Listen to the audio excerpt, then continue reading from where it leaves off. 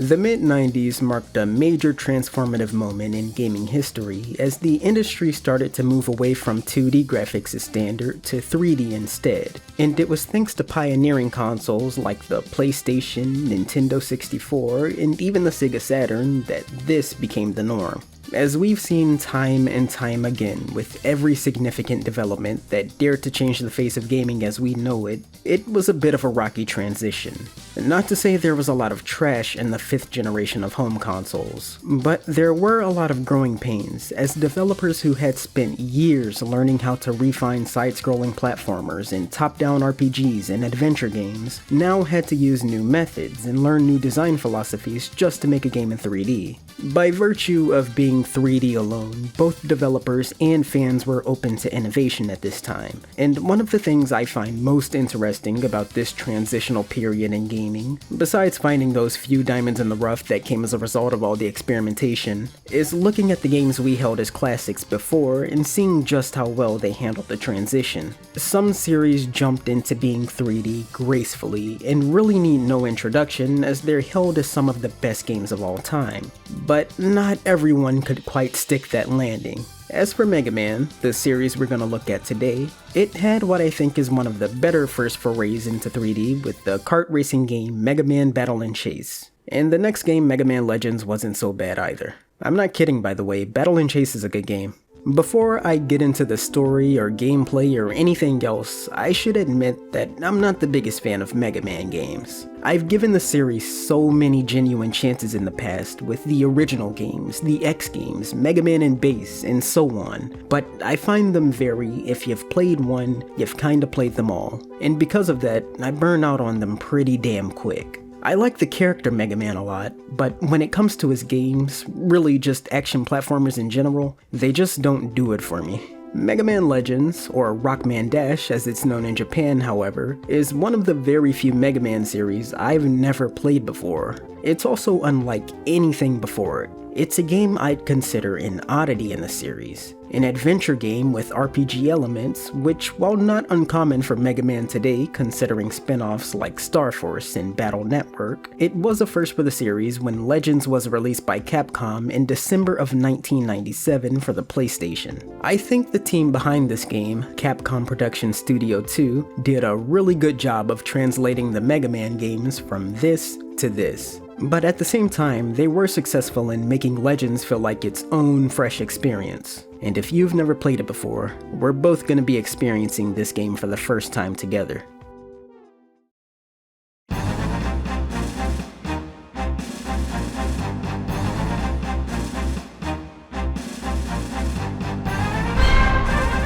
The game takes place on a flooded Earth where the only bits of hospitable land are small islands that remain above sea level. And because of the world's condition, energy sources have become exceedingly rare. In fact, the only known energy sources are these ancient crystals called quantum refractors. They also happen to be extremely rare because they lie in underground ruins that only a few explorers, known as diggers, are allowed to traverse. That's where Mega Man Volnut, his kinda sister Roll, her grandpa Barrel, and this robo-monkey named Data come in. They use their airship called Flutter to fly from ruin to ruin on a search for an even greater treasure, a rumored infinite energy source called the Motherlode. But unfortunately, their journey is forced to stop a bit early when Flutter has some engine problems. They're forced to crash land on an island named Kattelox and find parts to repair the ship. That's the initial premise of the game, but along the way they discover other ruins, get into a huge fight with pirates, and even unveil the truth of the world.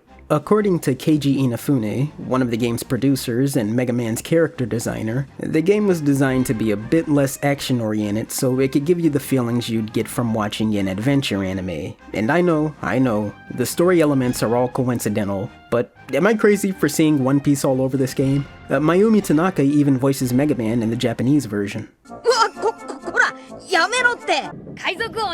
Moving on. I feel obligated to start by talking about how good this game looks and just how charming it is. I love this game's world and the designs of everything in it, mostly because it does so much with so little. It's a game that was created with limitations, but the developers knew what they were and took advantage of them. The concept art of the settings may seem ambitious when compared to what they look like in the final game, but the characters were always designed with what they were capable of doing with the PlayStation's hardware in mind. Notice how segmented Mega Man's body looks in the concept art. It fits perfectly with his low-poly model in game. They did a pretty good job of attempting to capture an anime's art style in 3D as well. The facial expressions are just cute, and even the textures, while simple, convey a lot of detail. They make the game look cel-shaded when it's not. Notice there aren't any lighting elements in this game at all. The characters just have shadows smartly baked into their textures. You can tell they wanted Mega Man Legends to be a pretty industrial game initially, but we ended with more of a Green Hill Zone experience here. And that's my only complaint with this game visually. It's just lacking in terms of interesting settings. Of course, there's still an excessive use of steel bolts and mechanical contraptions in the final game. I'm just saying, I'm more interested in what could have been. The Kattelox island we got is still pretty good though. It's a fairly small island, but I'd be a liar if I said it's not fun to explore. If you're the type like me who likes exploring every nook and cranny for flavor text and looking at all the posters and other things sprawled across the walls, then this is a game you'll have fun with. I swear, everything in this game is interactable, and Mega Man has an observation to say about all of it. You'll enjoy discovering the music store with listenable CDs and challenging the mini-games at Kattelox TV station, infuriating as that last technical race may be. Talking to NPCs was even fun. As the story goes on, they'll move around Kattelox and have new things to say about the current state of affairs. There's a mission in this game where the town gets destroyed by some evil robots, and after it's done, you have to donate to the mayor to help rebuild the town. As you do, buildings will reopen and you'll be able to take on a few side quests. And I like this system a lot because it actually makes you feel like you're having an impact on the island. You can even reopen a museum at one point, and if you bring them useless treasure like old dolls, they'll put on an exhibit for it. It's cute. Mega Man Legends is a pretty funny game as well. It's silly, but not in too childish a way. It has the air of one of those children's cartoons you'd see that takes itself a little bit more seriously with a serialized plot. I always loved it when they'd do that iris out you'd see in old Hanna-Barbera cartoons, like the game is over or something. But no, we still have half the game to get through here, guys. We gotta finish this adventure. The humor is mostly carried by the Bonds, a family of pirates who want the One Piece just as much as anyone else. They're all silly, but formidable in their own right. There's the leader Teasel Bond, the tech-savvy Tron Bond, their little brother Bon Bon, and all of Tron's little Lego men called Servbots. Their relationship with Mega Man starts as hatred because he keeps destroying all their machines and foiling their plans, but they learn to lighten up over time. They're still rivals, but Teasel grows to respect Mega Man, and Tron even grows feelings for him that she doesn't understand. I don't understand. Even though he got the better of us again, I don't feel the least bit angry. Why is that? Now, if there's one thing I can say about Mega Man games of this time, it's that they're not gonna let you down with the voice acting, be it good or bad. This meteor seems to be emitting a powerful energy signature. Something this powerful must not fall into the hands of evil. I'm not kidding when I say Mega Man 8 belongs in some kind of voice acting hall of fame, right up there with Deep Fear. The performances in Legends aren't so bad though. In fact, I think there's pretty good voice acting here. I personally like Tron's voice best. It fits so well as that temperamental nagging character, and it instantly reminded me of Misty from Pokemon. And Teasel's voice was really good as well, but it pained me to learn that his voice actor, Robert Smith, is a piece of shit. Look it up. Now, as far as the game plays, it has pretty standard controls for a PlayStation game, which is to say dated. You can use the D-pad to move in the 4 cardinal directions, while L1 and R1 control the direction of the camera. You can also tap circle to make the camera go behind you based on the direction you're walking. I use this more often because of how quick it was. Shooting out of your Mega Buster is as simple as pressing square or holding it to shoot off multiple shots at once. You can't charge a shot in this game like you can in most others, but you can equip different buster parts that upgrade your stats. If you want to get through those enemies quicker, then build for damage and attack speed, but if you want to play it a bit more cautiously, then build up range and the amount of shots you can fire at once. You can also look down sights to free aim or lock on target enemies, but I opted not to do this very much because you can't strafe or move around at all while doing this, and that leaves you a sitting duck to all the Reaver bots. This meant a lot of running and gunning in circles around enemies. Mega Man auto-targets all enemies, so aiming was never a huge deal unless you had to worry about enemies who could fly.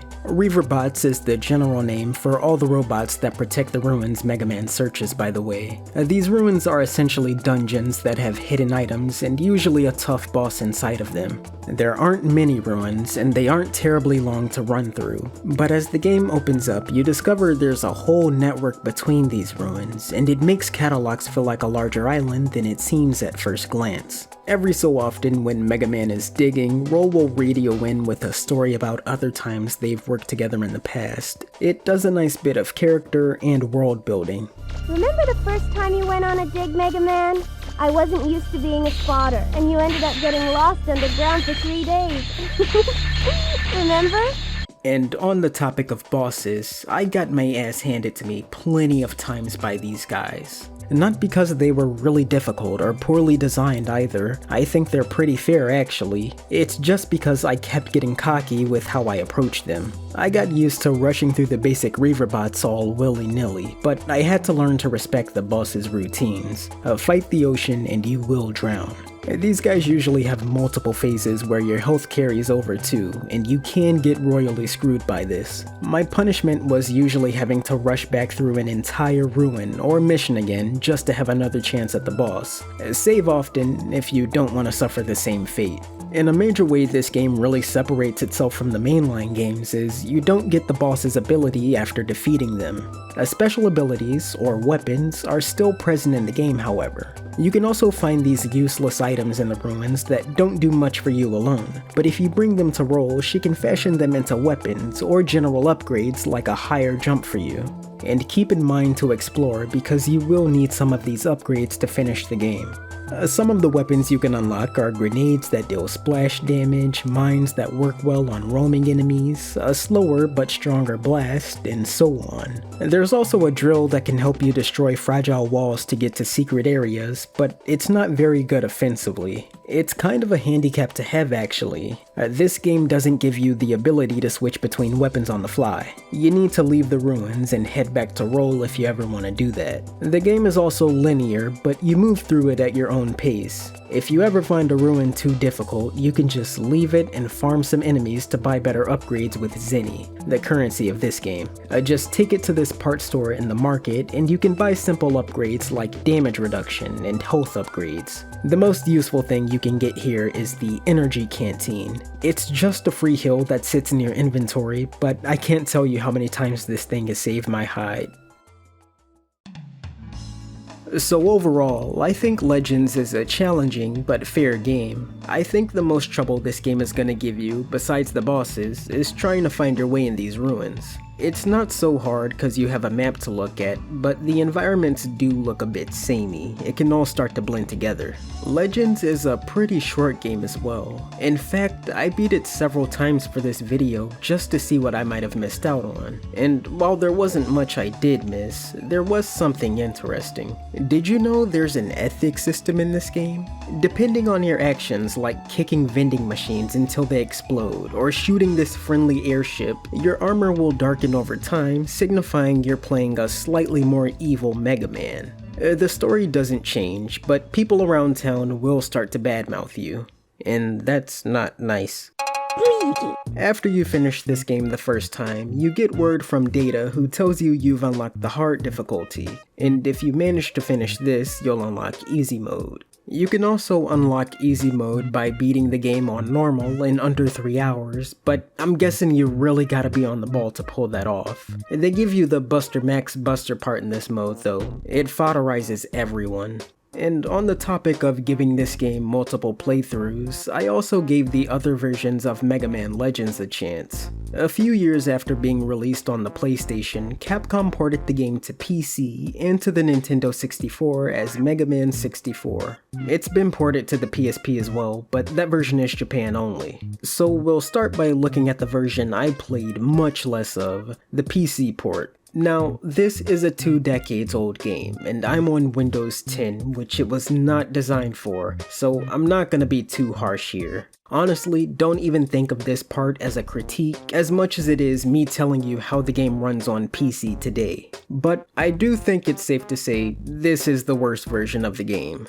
The audio was so freaking loud that it kept clipping, and it was desynced by at least 20 seconds in the cutscenes. The game also kept crashing when I tried to save, and I didn't want to fix that, so I just moved on to the next version of the game, Mega Man 64. This is a better way to play the game, but still not the best. It's mostly the same as the PlayStation version, except it suffers from performance and quality issues, unfortunately. Whenever there's too many objects on screen, the game has a notable slowdown, and it also has a shorter draw distance that they hide with fog. But just like the PC version of Mega Man Legends, the first thing you're gonna notice is the compressed audio.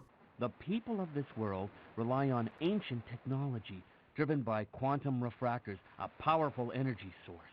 It's not the biggest deal in the world, but I think this version of the game is a prime example of why storage space used to be so important to developers. The N64 was more powerful than the original PlayStation, but so much had to be cut down on it just to optimize the game. You can't even listen to CDs in the music store anymore. But back to the original PlayStation game though. I actually do want to finish talking about the story here because I think it's interesting. It took a way left turn that I was not expecting. So spoiler warning to everyone who's never played this game or doesn't know its story. I'm not gonna talk about the whole game, just the ending mostly. For the entire game, Mega Man's collecting refractors to repair the flutter, and all the while he's fighting off the bonds. Word is, the legendary treasure is somewhere on Kattelox, so it's kinda fortunate we crash landed here. And thanks to all our exploring, we have a pretty good idea of where it's located. There's a special ruin called the Main Gate, and after Mega Man unlocks it and goes spelunking to see what's inside, he discovers not the mother lode, but this. That's Mega Man Juno, a robot who is just cloistered in the main gate.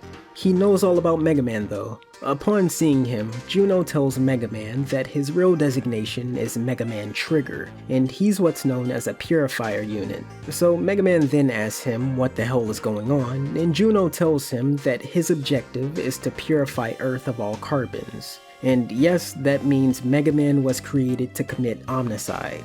Both Mega Man's purposes are to make sure the Earth doesn't pass a predetermined carbon limit, which could pollute the Earth, and apparently it has. Upon learning this, Juno gets pissed at Mega Man for refusing to complete his objective and attempts to reinitialize Mega Man so he boots to default and regains his memories or whatever. But thankfully the Bonds were spying on Mega Man and they rescue him from the machine that he's been trapped in.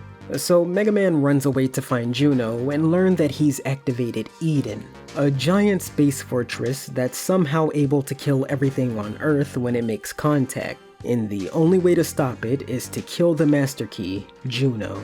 So Mega Man gets into a very long two-phase fight with Juno, where he wins, but it's too late because Eden's already here.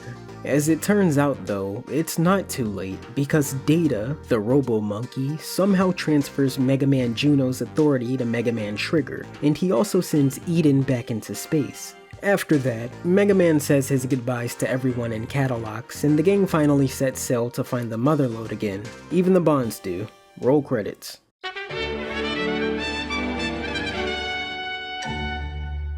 Alright, so What the hell?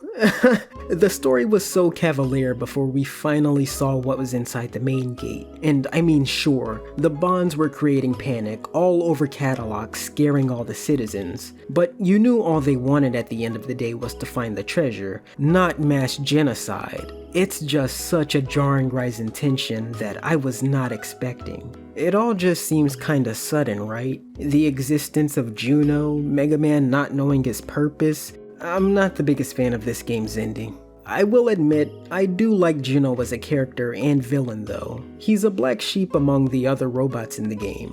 The other sapient ones, such as the Servbots and Mega Man, have some modicum of personality and character. Yet, he's the first one we see that's not lifeless, but still acts like a machine that's meant for killing and nothing else. The dude has one objective and he sticks to it till the end. He also respects Mega Man as a combatant. In the final cutscenes, Juno eggs Mega Man on the entire time to give him a genuine fight, as that's his only hope if he wants to stop Eden. And I think on some level, Juno knew he wouldn't win against Mega Man, which is why he also backed his mind up into Eden to complete its objective. But thankfully, Data deleted Juno's program when he sent Eden back into space as well. As for the rest of the ending, I found it to be a pretty nice send-off to the gang.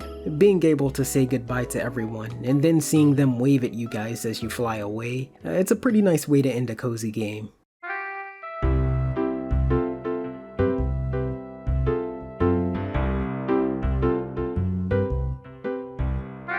Suffice it to say, Mega Man Legends is a solid game. It's dated for sure, but it holds up. And as far as it being Mega Man's first non-racing 3D game goes, I think it's a nice progression for the series to be more focused on the adventure rather than the action. Plus, the action is still there. It just needs a few improvements, like letting you move when you aim so you aren't virtually defenseless. The story's pretty good too, although your mileage may vary on the ending. Obviously, the adventure here isn't as grand as something like Ocarina of Time, which came out almost an entire year later, but for as short and sweet as Mega Man Legends is, you are gonna enjoy the entire ride. I think you'll definitely get some laughs out of it, and I'm not saying it's the best Mega Man game, I haven't played its sequel yet, but out of all the ones I've played through, I'd definitely say it's my favorite, so far. The only other thing I want to comment on is during my research, I discovered there was work being done on a decompilation project for this game.